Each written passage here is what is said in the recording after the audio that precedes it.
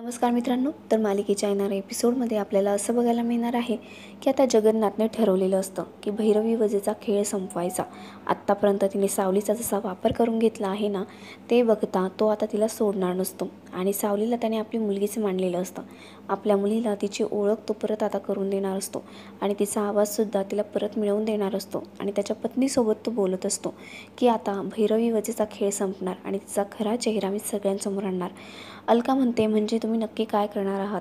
जगन्नाथ म्हणतो की हरिनाम सप्ताह सोहळा आता सुरू होणार आहे आणि त्यामध्ये तारा गाणार आहे, पण तिथे सगळी तयारी गावकरी लोक करणार आहेत आणि भैरवी वजेचा तिथे काही संबंध नसणार आहे। तिला मेन म्हणजे स्टेजच तयार करता येणार नाही आहे। आपल्याला हवा तसा स्टेज आपण तयार करायचा आहे, त्यात माझी 2 मुख्य माणसं असणार आहे आणि जसा ती नेहमी सेट उभा करते ना, की ताराच्या मागे सावलीला लपवते आणि सावलीला मागून गायला लावते, तसं काहीही होणार नाही आणि झालं तरी आपल्या माणसांनी तो सेट उधळून लावायचा आहे आणि सावलीचा खरा चेहरा समोर येईल आणि ताराच्या मागे तीच गाते आहे हे सगळ्यांना निदर्शनास मीच आणून देणार आहे आणि बघतो आता मी कसे कमाल करतो ते।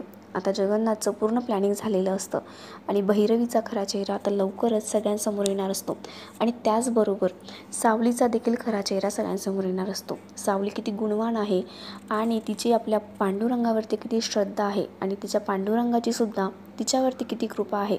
त्याने तिला सुंदर आवाज देऊन सगळं काही दिलेलं आहे। खरं तर त्याने तिला नवीन रूपच दिलेलं आहे। तिचं खरं रूप तिच्या आवाजात दडलेलं आहे। हे आता सगळ्यांसमोर येणार आहे। महेंदळे कुटुंबाला सुद्धा कळणार आहे की त्यांची सून किती गुणवान आहे आणि तिचा आवाज खरं तर सगळ्या जगामध्ये विख्यात आहे। सारंगला सुद्धा आता हे कळेल।